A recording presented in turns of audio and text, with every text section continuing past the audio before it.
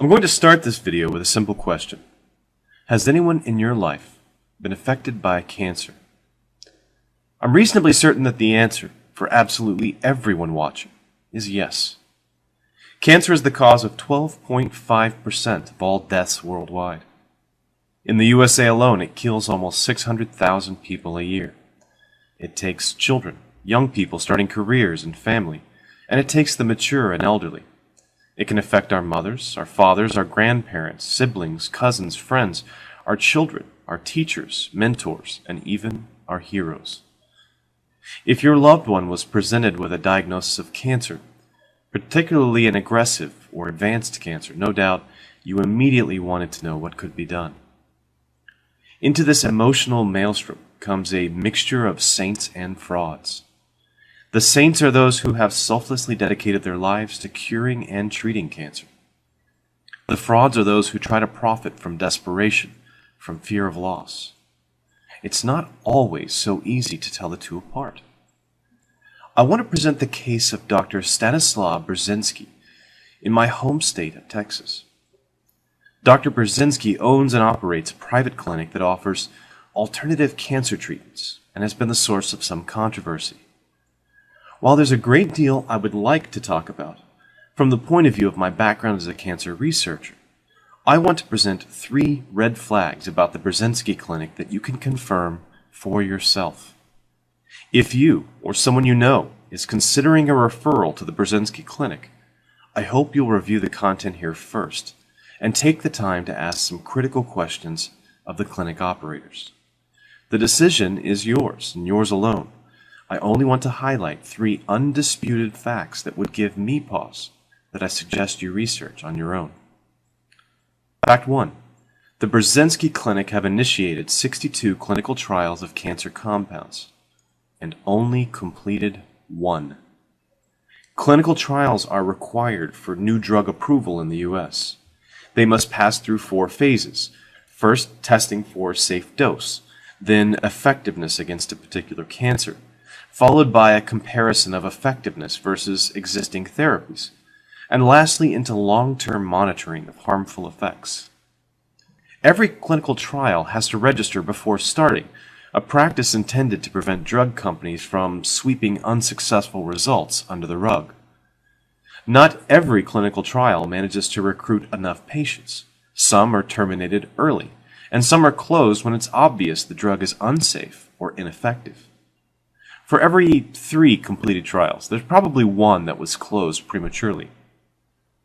However, the Burzynski Clinic have an unprecedented 62 trials pre-registered, but only 1 of them ever went all the way to completion. That's our first red flag.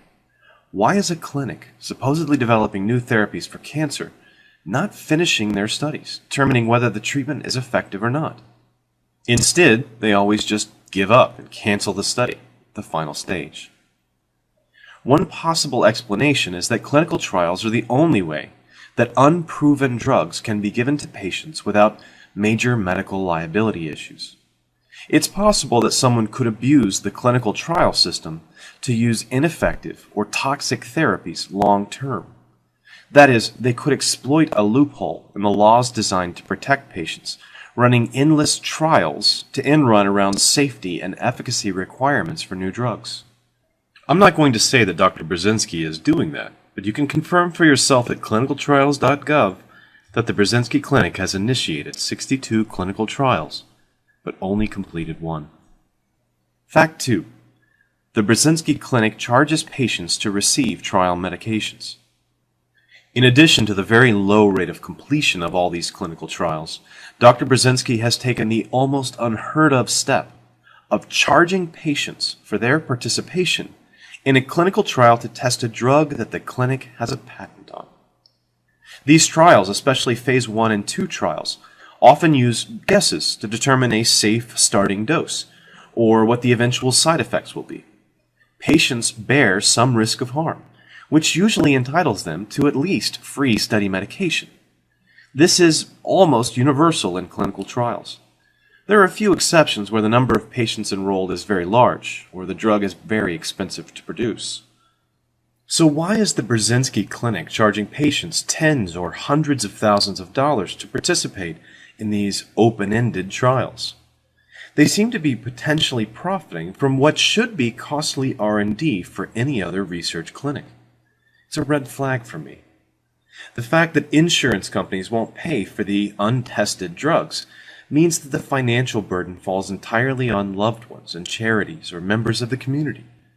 For a family, that can mean facing a choice between pursuing a therapy they're told is experimental and effective, possibly facing bankruptcy or debt, or facing the death of a loved one. If the Burzynski clinic want to earn their money back to make a profit, I would suggest they start running trials in earnest, give study medication at no charge, then bring their cancer therapy to market so that it can be distributed to everyone in the world, and not just patients at the clinic in Houston who can afford the steep fees. Fact 3. The Burzynski clinic make heavy use of marketing techniques. You may have seen the Burzynski movie titled Burzynski, Cancer is Serious Business, produced, directed, and narrated by Eric Merola. Eric is a commercial art director making promotional video content for the likes of Campbell Soup, Volkswagen, and Old Navy. The film, if you choose to watch it, is a rather unabashed 100-minute commercial for Dr. Burzynski and his treatment. The problem is that it clearly doesn't tell the whole story or examine the issue from both sides. It appeals a great deal to pathos and testimonials and conspiracy. You'll also notice the use of meaningless marketing buzzwords. This is most notable in the use of the term gene-targeted. In science, this refers to the specific practice of introducing an agent which interacts in the cell with a single sequence of RNA or DNA, the gene or gene product most responsible for the progression of the cancer. Burzynski, on the other hand, has used the term as a way of describing his special therapy, since it causes the cell to make more or less of a gene product. Using his definition, aspirin, a banana, or walking outside on a sunny day are all gene-targeted therapies, since they all cause your body to produce more of one gene product or less of another. In addition to his participation in a promotional film made by a director who also makes commercials, Burzynski employs web marketers and social media agents. In the recent past, they've drawn criticism for their use of threats against blogs, videos, and commenters who were critical of the methods of this clinic in Houston. This even included attempts to silence a 17-year-old critic, an act which was later disavowed by the PR director after it gained public scrutiny, and email threats against one blogger's family that included a satellite photo of his house, including the address. I don't think these are the actions of an ethical workplace, but even more importantly, I don't think the marketing focus is consistent with a clinic selling a miraculous, if still unproven, treatment for cancer. Let's make this quite clear. If you had an amazing new breakthrough in cancer treatment, would you really need any marketing at all? Would you need a PR director or social media agents to comb the internet, suppressing criticism? I think the best solution to the kind of difficult choice facing someone considering a referral to the Burzynski clinic is clear information. I hope I've given you 3 points to consider that you can independently confirm. If you or a loved one are facing the ominous Big C, I want to assure you that there are some amazing people out there who are working tirelessly on your behalf. We make progress every year in diagnosing earlier, treating more effectively. Hope does not go in vain, but don't allow that hope to blind you to people who would try to profit from your desperation. Thanks for watching. Every cell of each plant and animal contains genetic information coded onto the DNA molecule.